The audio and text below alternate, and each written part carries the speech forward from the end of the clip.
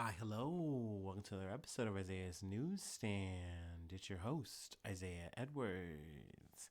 The date is April the 8th, 2024. Hopefully, this episode finds you well, in good spirits, and high hopes. As for me, I'm doing pretty good. Hopefully, you got that Monday lasagna. Hopefully, today was very Garfield for you today. Let's see here. I will zig to the food corner. Last night we ate the Mexican beef and rice bowl. I decided to get a little classico on a Sunday, and it was very yummy. I will say I added some mini corn dogs on the side. I don't know why. I just was really fiending them. I picked them up at the grocery store, so I added them to the meal. They didn't match. I definitely turned a good meal into a scram meal for like no reason, but it was so good. I don't regret it at all. I gotta stop calling it fry bread because I realize that fry bread is a thing, and what I'm making is not that. It's just a fried tortilla shell. So like mea culpa in advance, or not in advance, but like sorry for that, forgiveness. But yeah, I made that. I had like one of those, but then I took two other tortillas and I went ahead and just put them on the skillet and cooked them up that way, toasted them up that way. And it was worth it. It was so much better. I think it's just one of those things where I put them in the toaster oven, no butter, because I'm just lazy and I don't want to be wasteful. And I feel like adding too much butter can make it fattening. But mainly it's the lazy thing. I just don't feel like doing the extra work. But this time I was like, yeah, put them on there. Slap, slap, slap. And definitely did not disappoint. Okay, so there was that. How was my day overall? It was good, but I kind of wanted to save that because, I mean, technically, I feel like we all were part of the news in some way today. Today was a bit of a special day, and I kind of put it off because I really didn't want to talk about it. I was almost being a little bit of a Scrooge-esque, if you will, but I softened up on the day, and he gave me a pair of the glasses, and I was like, all right, I'll check it out.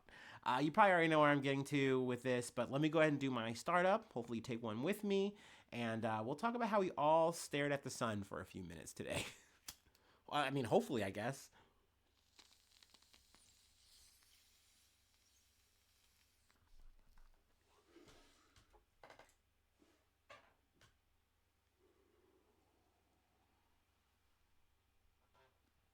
Oh, yeah.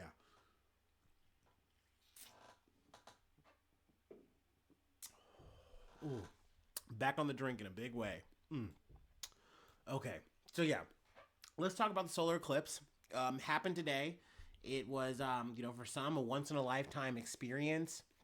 I think the last like one we had in totality was 1979 or something like that. Um, let's see here. I did just pull a little bit from an article, but most of it I just wanted to kind of talk about my personal day with how I went about it. But from CBS News, when is the next total solar eclipse in the U.S. after today? See the pass for the 2044 and 2045 events. So essentially, just saying that title just to let you know that hey, there are going to be more of these in the future.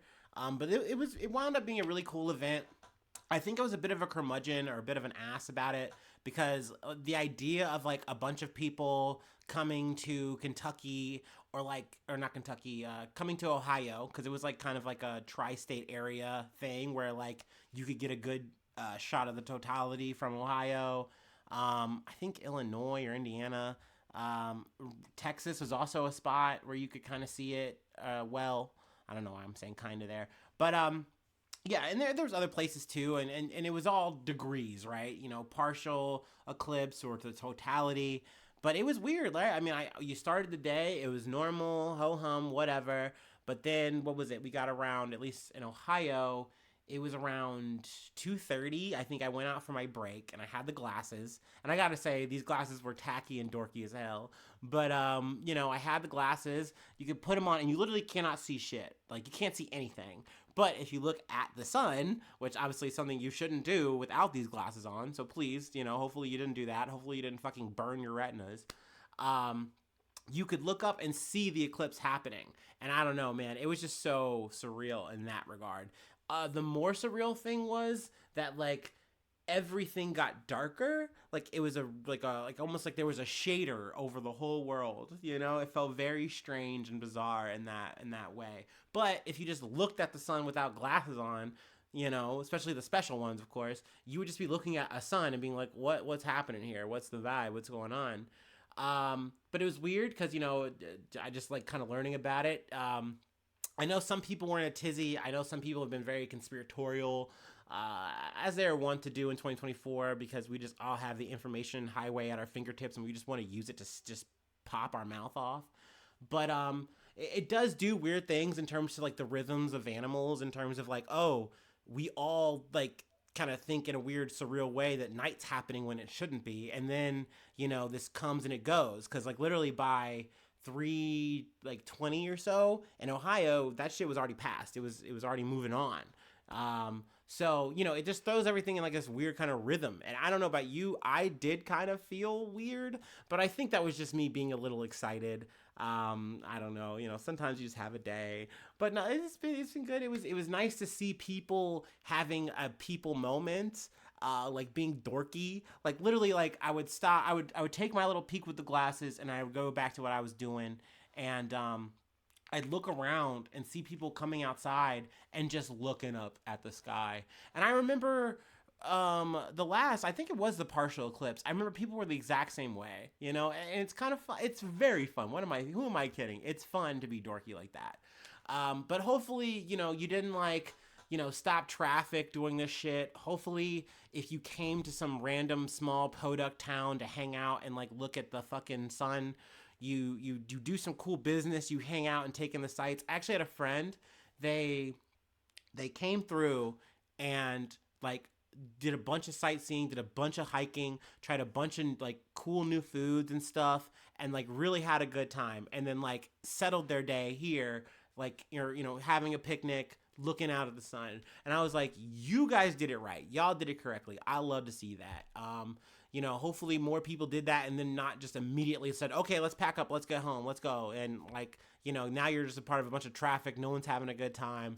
And you're kind of cheating the experience for yourself, because now you're in a new place and you can just enjoy it.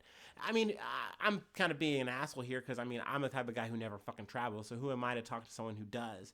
But that being said, just hopefully you had a good day. Hopefully you had a great time enjoying this experience. There will be more to come. I think it is cool that we now live in a time where we don't have to really dread the rapture here, okay? Like, we know that we are just seeing, like, the sun and the moon do shit. That's all that's happening. And it's going to do more shit again. And it's okay. It's all good, Our crops aren't going to explode. We're going to see tomorrow. Everything's fine. You know what I mean? So I think it's great. I think it's a good thing. I think it's a great thing that we all got to experience this. At least those who could. I heard that there were some people who were like, oh, I can't even see it from, the UK or whatever. So, oh, that's a bummer. But, hey, score one for the good guys. JK. No, I'm fucking around. We're all bad guys, I think. Let me go ahead and move on to the next beat. I enjoyed that, man. It's been a while since we started up the episode with like good news. Like I'm so not used to smiling after I do a beat at the beginning. But don't worry. We're about to get a little bit of bad news. From Al Jazeera. Engine cover falls off Southwest Boeing plane during takeoff in Denver, U.S. Oh, man, Boeing can just not stop. They just can't stop fucking up. An engine cover fell off a Boeing plane and hit the plane's wing flap during takeoff in Denver, the United States officials have said, in the latest safety incident involving the beleaguered aircraft manufacturer. Beleaguered. Goddamn. The Houston-bound Boeing 737-800 plane, operated by Southwest Airlines, returned safely to Denver International Airport after the incident, the Federal Aviation Administration said on Sunday. So yes, overall this is good news. Everyone made it home okay. That's all good. Hey, your shit just got a little bit delayed, but you're alive. Fucking men. But it's so scary, dude. Like, I literally hear stories nowadays of people actively avoiding like Boeing 737-800s, obviously the Max, like any of the newer models. They're like, we don't want to be on this shit, okay? I don't even know if the Max is still operational right now, or if they've cut it since that last thing with the fuselage issue. I don't know. I can't really recall. I think they are. So don't quote me on that. I should know that, but I'm in the weeds. let's see here. Let me read a little bit of a quotable. Get back on track. Southwest Airlines said that passengers headed to Houston were transferred to another aircraft. We apologize for the inconvenience of their delay, but place our highest priority on ultimate safety for our customers and employees. Our maintenance teams are reviewing the aircraft, the airline said in a statement. Video posted on social media showed the cover blowing open before ripping off as the aircraft moved down the runway. That's so scary. That's so fucking scary. Like I said, I'm glad that no one was hurt. I'm glad everything is okay. But there's also some other stories that I don't feel like I've covered. Last week, a Southwest 737-800 flight aborted takeoff at Texas's Lubbock Preston Smith International Airport after their crew reported engine issues. And then we talked about the 737 MAX out of Alaska Airlines. And that's the thing that I really kind of don't talk about too much here is that these airlines have to go out of their way to save face here. But once again, then it's almost like you're in the class and it's like all the students go and look back at like Boeing and they're like, what the fuck? Like, are you guys like ever gonna get this shit together? And technically you can say, well, all these are past sins. Like, you know, we're trying to do our best and get better. I mean, we fired the CEO. We talked about that. But it's like, what more are they gonna do? I'm very curious because it's just like this pending doom that like if you get on a 737, you don't even know if you're gonna make it off the goddamn runway. You almost hope that the problem happens before you get to a certain altitude so that everyone doesn't fucking die or you wind up on Lost 2.0. You know what I mean? So it's just a real scary time to be in the air. I mean, don't get me wrong, I think it's always scary, but I think you could always kind of like cool yourself back down with the idea of like, well, you know, it's safer to actually fly a plane than it is, you know, drive a car, so they say. But like, it doesn't feel like that these days. I don't know about you, but that's kind of the atmosphere I'm kind of picking up, sucking in. You know what I mean? But yeah, we can go ahead and call that covered.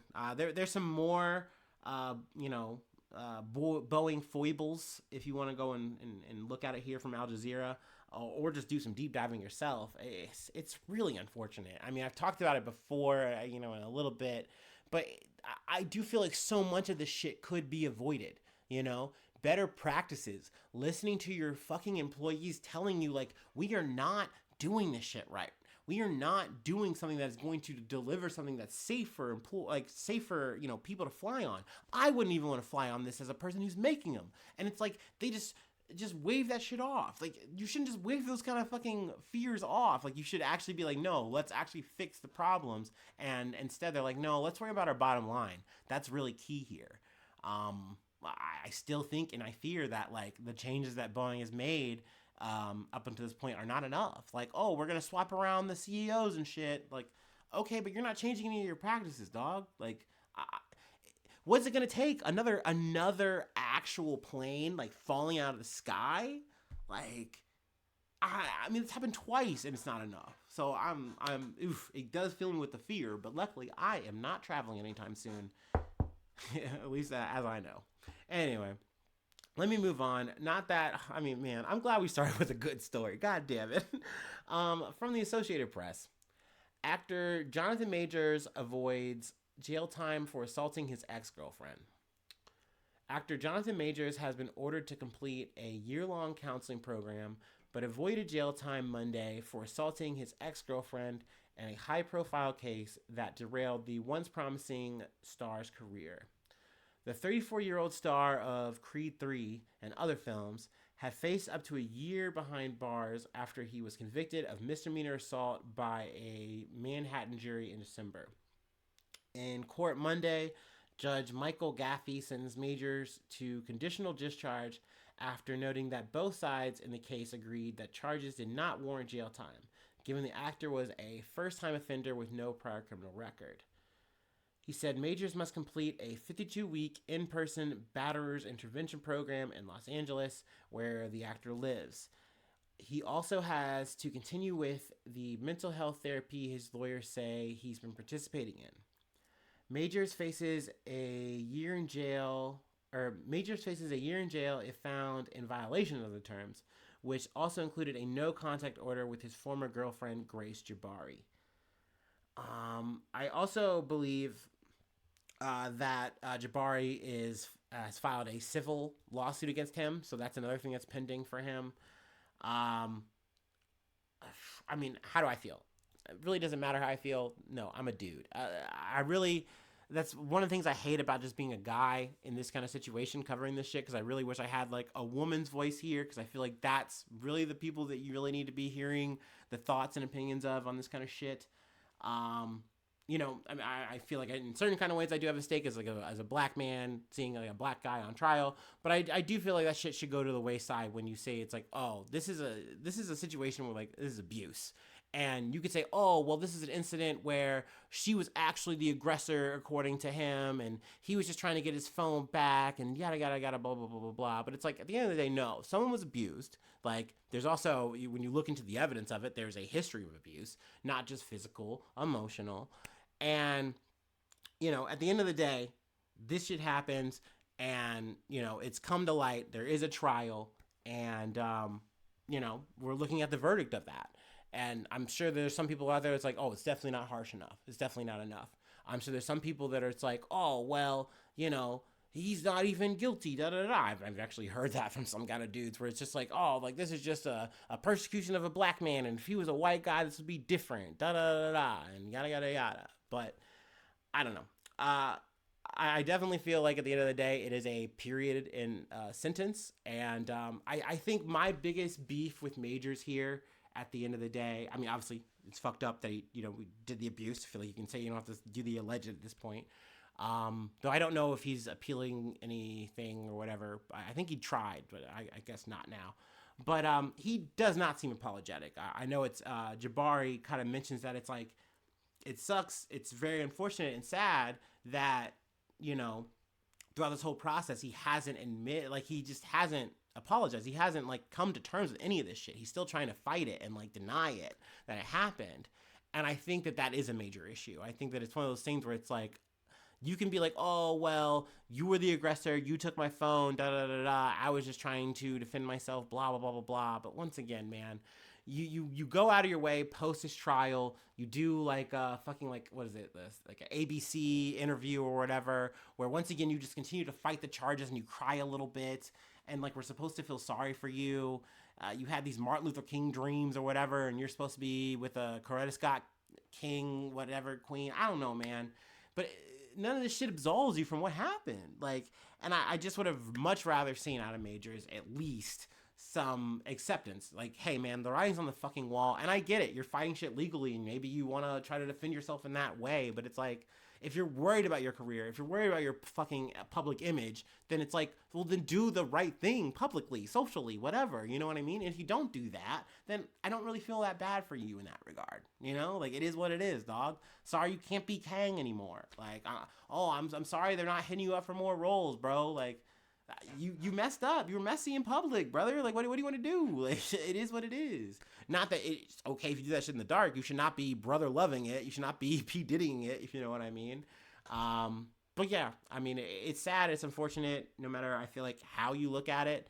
But, I did want to cover this, at least in my own way, do my little commentary on it. We'll see if anything else comes out of the civil lawsuit, if that gets like kind of settled quietly or not. I have no idea. Also, I feel like it's also of note, just since we're kind of in the the pop sphere, I can kind of talk the tea a little bit.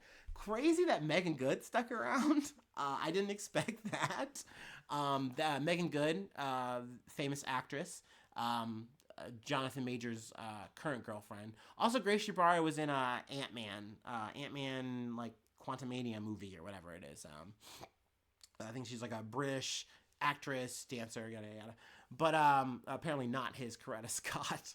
But yeah, I was surprised that she was in the picture throughout the whole trial and is like once again still around.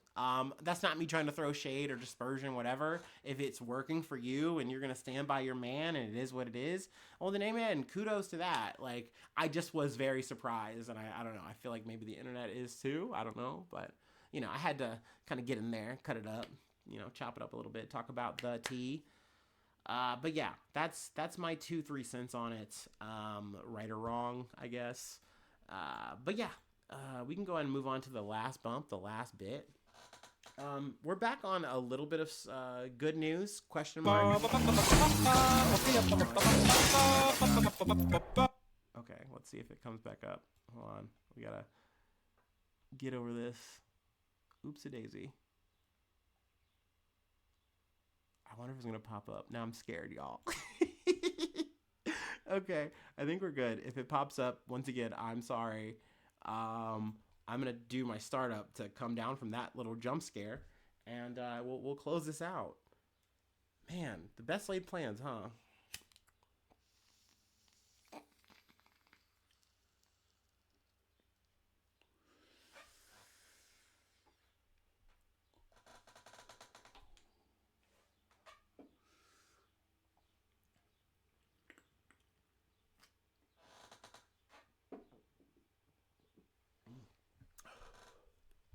Okay. Whew. Our last story, hopefully ad-free, comes from The Hill. Biden announces new student debt relief plan for millions of borrowers. The Biden administration announced new student loan plans Monday that would provide relief to millions of Americans if finalized. The proposed plans would largely affect those with runaway interest, as well as borrowers who have been paying on loans for 20 years, qualify for forgiveness under income-driven payment, IDR, plans, and those experiencing hardship. The plans would give borrowers $20,000 in loan forgiveness for balances that have grown due to unpaid interest since entering repayment, regardless of income. Those who qualify for the Save IDR plan would get the full balance of their unpaid interest forgiven. This would result in 25 million Americans getting relief from balance growth that was garnered by unpaid interest, with 23 million seeing their full balance growth canceled. The administration is also aiming for automatic debt relief for those who qualify under the SAVE plan, Public Service Loan Forgiveness Program, and other loan forgiveness programs, but have hit red tape in receiving their relief. It is estimated 2 million Americans would get full loan forgiveness through this option. Lastly, the administration wants to give relief to those who are enrolled in low financial education programs that have been deemed insufficient by the Department of Education, and borrowers who are experiencing hardships in paying back loans. Such as high risk of defaulting on loans, and families burdened with other debt, such as medical debt. This all sounds really fucking nice. It's very frustrating because this is our technically second pass at it. I've talked about this a little bit in terms of the SAVE program. It seemed like this is a bit of an update. I feel like I heard something about a week or two ago. I just didn't get enough time to really sit down and conceptualize the article, and I didn't feel worth it as opposed to the other things I wanted to cover. But we have time today, and this came out.